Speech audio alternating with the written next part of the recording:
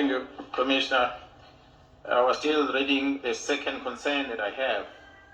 The abuse of his seeming influence on the police structures at the highest echelon. So you deal with the first part, with the first concern, which is unauthorized access to intelligence information and his reckless use thereof, from paragraphs 168 to 173.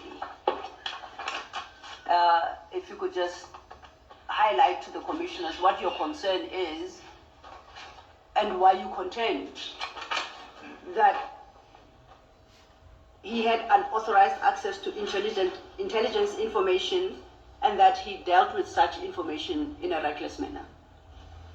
Thank you, Commissioner. Maybe before I continue this, I think it's important to remind the Commission and the public in general on my opening comment yesterday, which is on my statement, I think it's on page 6, where I indicated that as the police are investigating crime and we analyze information that is presented and evidence before us, a certain picture or a particular trend emerges.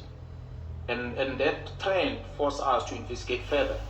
So as we investigate further, we begin to see a certain trend that we pick up that is involved in that criminal investigation we are conducting. Once we see that picture, and in this case, the picture that we see that seems to undermine the administration of justice in the Republic, it is for that reason that we then are in this state here before the Commission to try and explain the picture that we've been seeing, so that one doesn't wonder or question, why do we jump to that specific politician?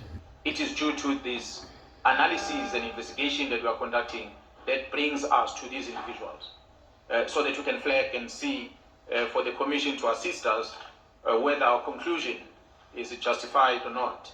But we are convinced that it is justified, that what we are presenting. So Mr. Adams appeared to have came into the position of an intelligence information. And this information is classified on its nature that Mr. Adams should not be in possession of. So it is an information that is intended for another structure of parliament.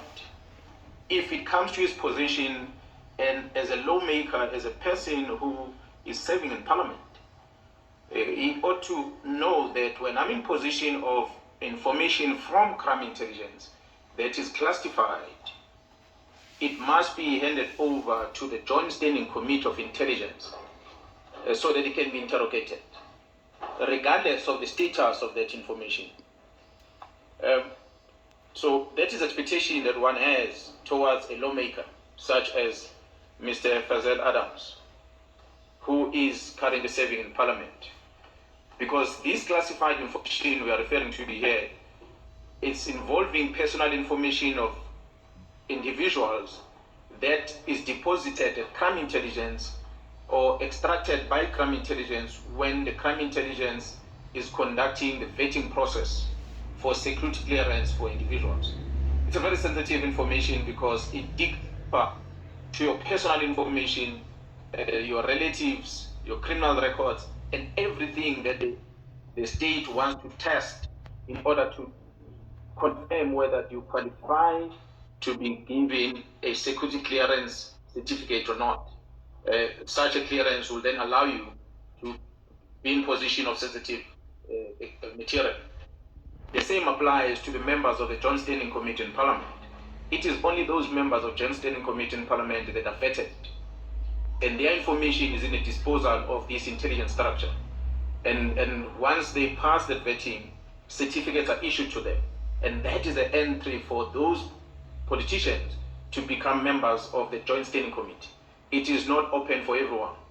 So Mr. Adam, unfortunately, does not serve in the Joint Standing Committee. I do not know what is the reason that he is not part of the Joint Standing Committee. Perhaps that he might be able to answer himself.